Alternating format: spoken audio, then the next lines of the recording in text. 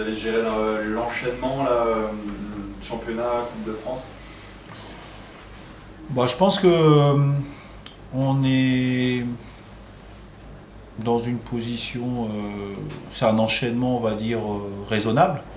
Jouer le vendredi, rejouer le mercredi pour rejouer le lundi d'après. Je veux dire, il y a quand même matière à récupérer, à se préparer, et c'est complètement différent de jouer par exemple samedi, mardi, vendredi. Hein. Là, on a quand même beaucoup plus de temps, donc c'est un enchaînement de matchs, certes, d'autant que le match encore après 3 sera le lundi contre Dunkerque. Donc beaucoup de matchs, oui, mais avec des... Autant on est les premiers à râler quand il n'y a pas beaucoup de récupération, autant là, il faut reconnaître que nous concernant, en tout cas, les délais de récupération sont plutôt raisonnables et bien pour nous, c'est bien pour ça. Justement, avec ces délais raisonnables, vous avez pu, depuis le début de saison, depuis le début de la compétition, pu donner du temps de jeu à certains joueurs qu'on avait un petit peu moins. Est-ce que ça va vous permettre de donner l'idée d'avoir plus une équipe, en tout cas celle du championnat, l'équipe actuelle?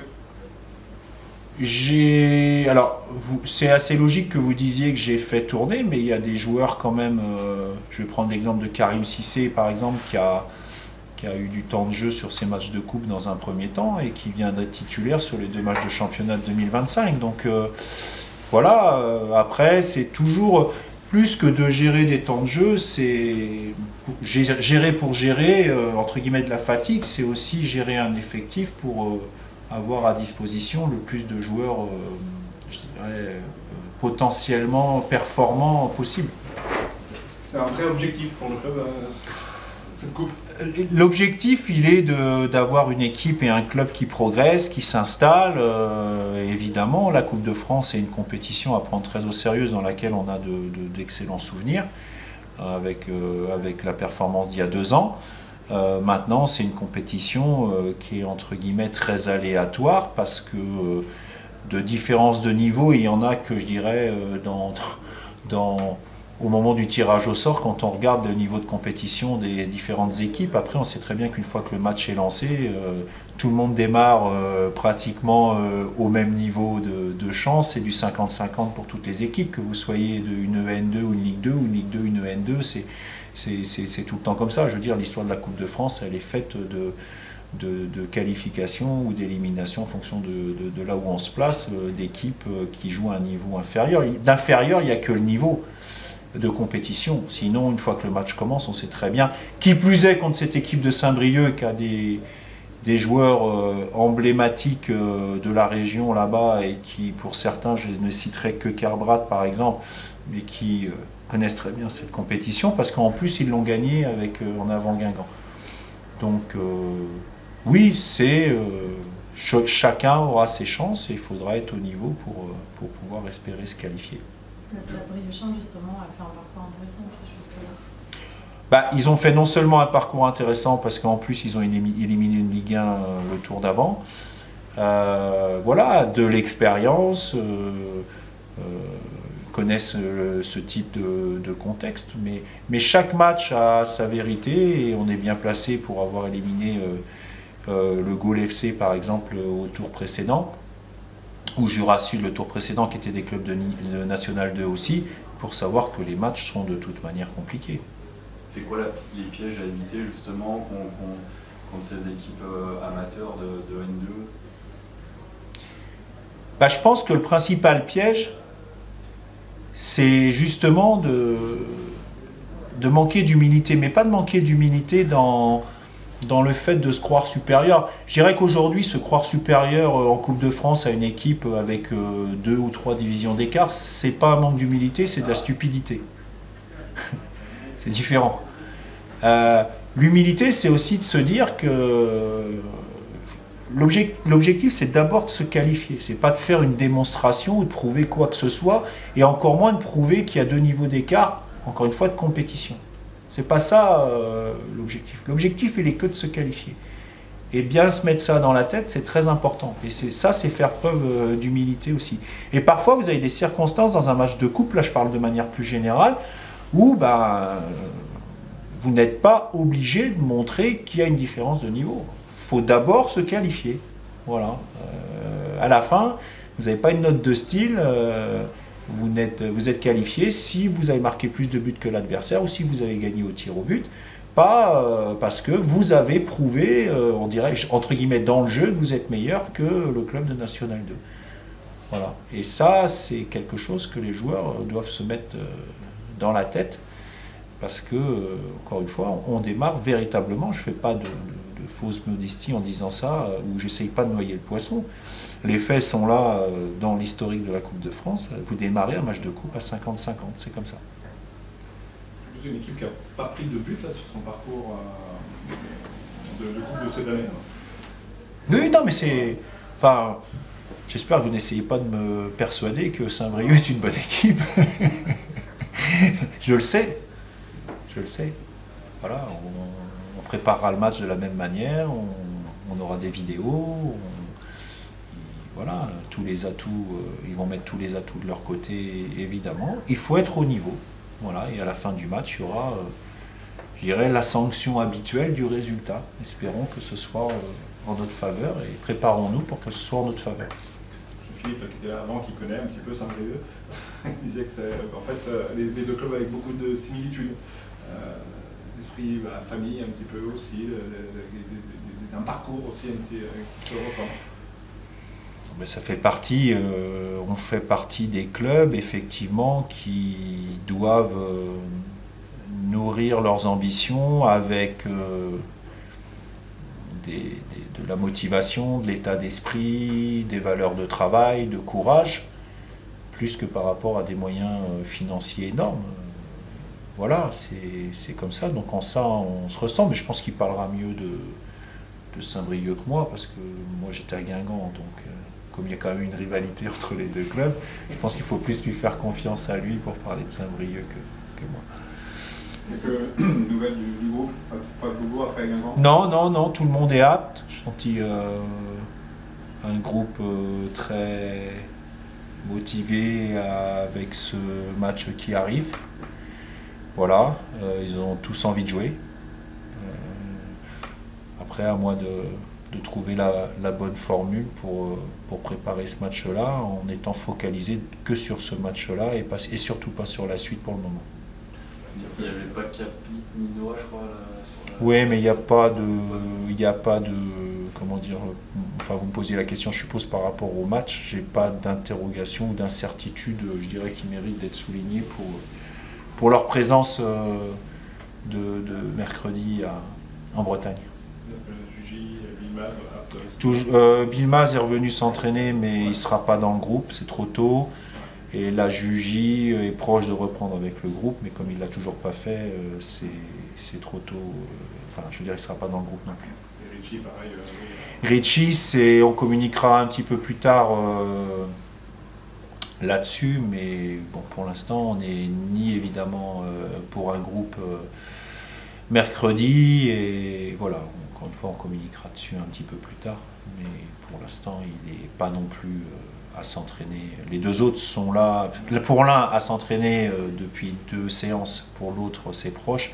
Autant pour Richie, on est quand même pour le moment assez éloigné d'une reprise d'activité.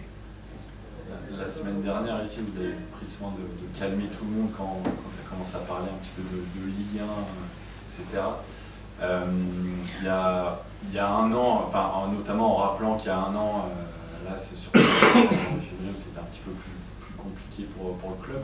Avec le recul, justement, l'année là qui vient de s'écouler, enfin, qu'est-ce qu'elle vous a appris, même vous en tant que coach, en termes d'expérience? Je pense qu'on a eu le mérite, dans une situation compliquée en 2024, de toujours y croire et de ne pas dramatiser quand on était bas, et puis même dans la période nécessaire, indispensable pour redresser la barre, non plus de s'emballer. Je pense qu'on a, sur ce début de saison 2024-2025, été dans la continuité, dans la dynamique. Voilà. Après, Je sais ce que ce groupe est capable de faire quand à partir du moment où ils font tous ensemble certaines choses. Mais en fait, c'est pas très original hein, ce que je dis ou les constats qu'on peut faire.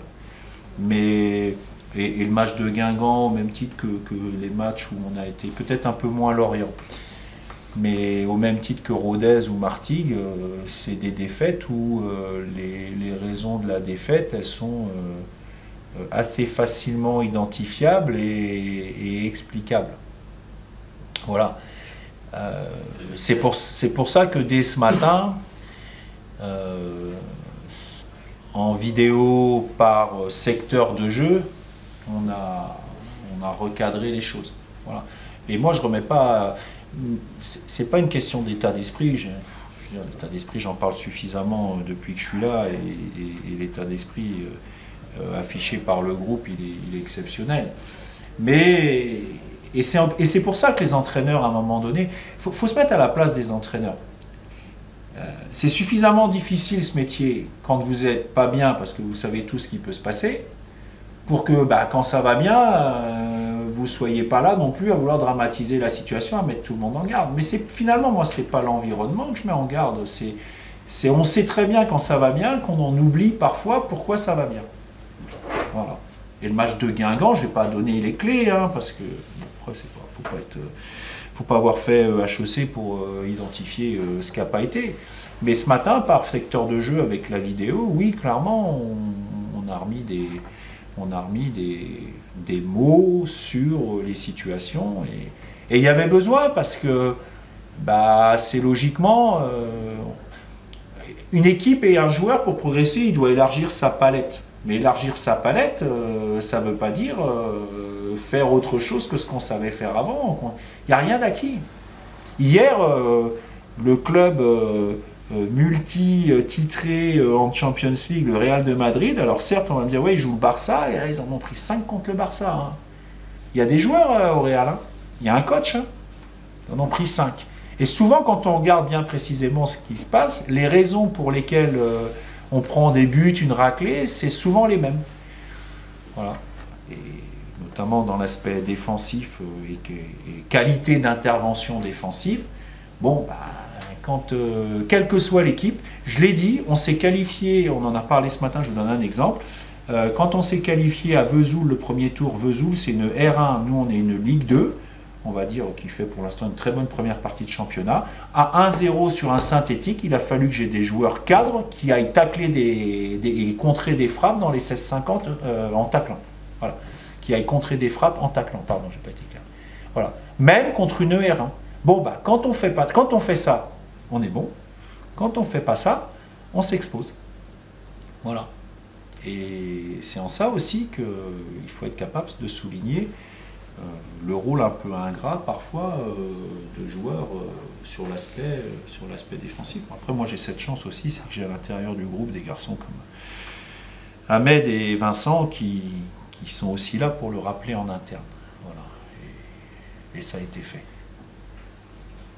Les coachs ont été pas mal élogieux avec le FCNC cette saison.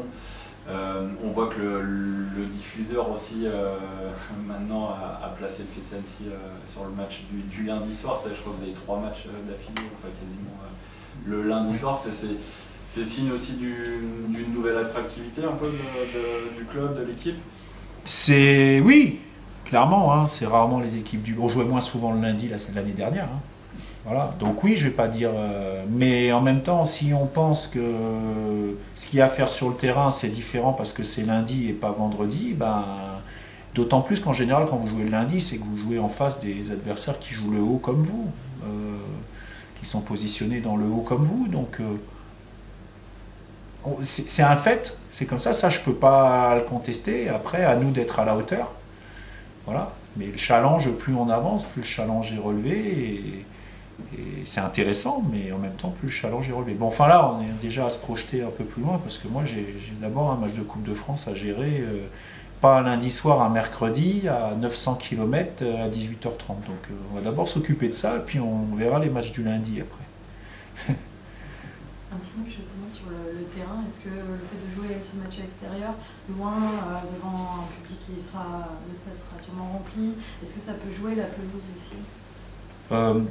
En plus, on a été tirés les premiers, donc j'aurais préféré jouer à domicile. Maintenant, il y a une règle qui dit que quand il y a plus de 2 divisions d'écart en termes de niveau de compétition, vous devez jouer à l'extérieur. Donc on jouera à l'extérieur. Le club nous a mis dans les meilleures conditions pour pouvoir aborder ce match-là et qu'en termes de temps de trajet, ce soit le moins long possible.